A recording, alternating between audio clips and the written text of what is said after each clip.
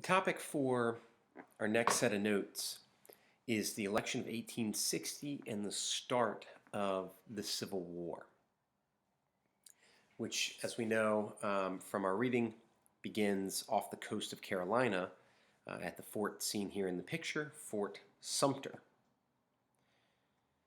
Before we get to that, though, let's talk about the election. So in 1860, it's a presidential election year, and we're used to there being two candidates for president, a Republican and a Democrat. But in 1860, there were actually four major candidates running for president. There were two from the North and two from the South, and nobody had support from both the North and the South. So it really wasn't clear who was going to win. The two men who were considered the Northern candidates were Stephen Douglas, the guy on the left. He was a Democrat from the North.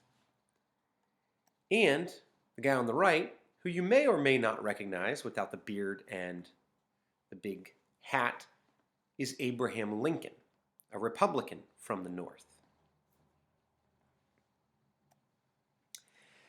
The two gentlemen from the South, less well known, were John Breckinridge and John Bell. These were two pro-slavery candidates from the South that people in the South supported. So, the results of the election, not surprising here, we all know Lincoln wins the election. He ends up taking 180 electoral votes, 1.9 million popular votes. Finishing second in the popular vote was the other Northern candidate, Stephen Douglas. But he only ended up with 12 electoral votes, even though he got 1.4 million popular votes. Again, we've talked before, there's more people in the North, so it's not that surprising that the two Northern candidates would have had more votes. Next came John Breckinridge. He had 72 electoral votes and 0.8 million popular votes.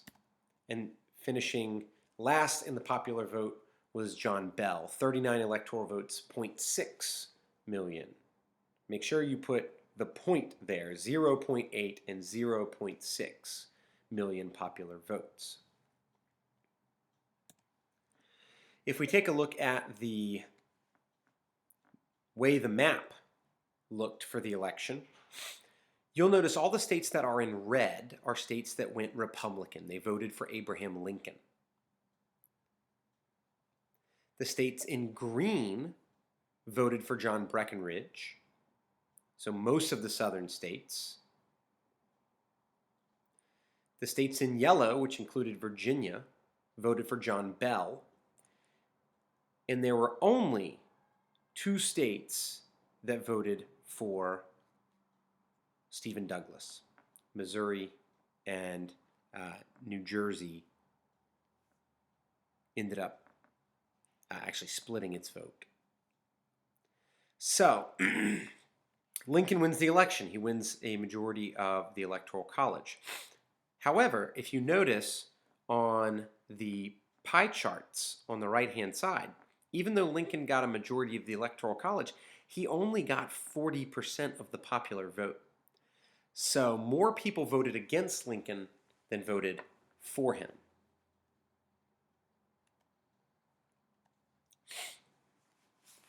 As I said, he wins the election, even though he only got 40% of the popular vote, and his name was not even on the ballot in most of the southern states.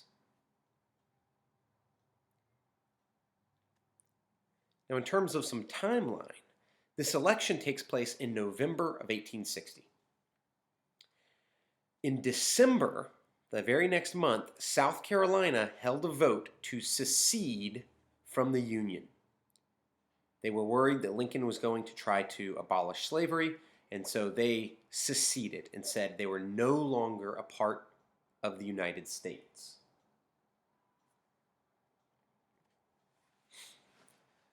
5 other states followed. And by February of 1861, these 7 states together formed the newly created Confederate States of America. So you had the United States of America, the southern states break away and can form the Confederate States of America. The next month, March 1861, Lincoln took office and became president of a divided nation. So the Confederacy began seizing U.S. government property in the 7 states that had broken away, right? They were saying, hey, we're our own country. You're not allowed to have this property here anymore. It's now ours. By April,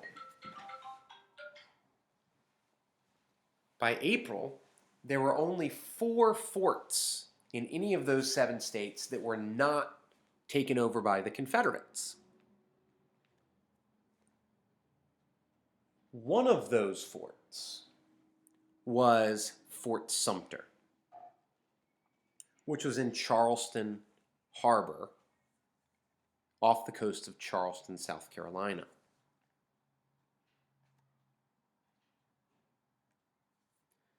The U.S. troops who were at Fort Sumter were trapped. They were pretty much running out of food, and they were asking the North for supplies. Send us reinforcements, send us supplies. But when President Lincoln tried to send supply ships, Confederate forces in the harbor attacked the fort. And you see a picture of that down on the bottom of the slide here. Those would be the Confederate forces on the land firing at the fort out in the harbor.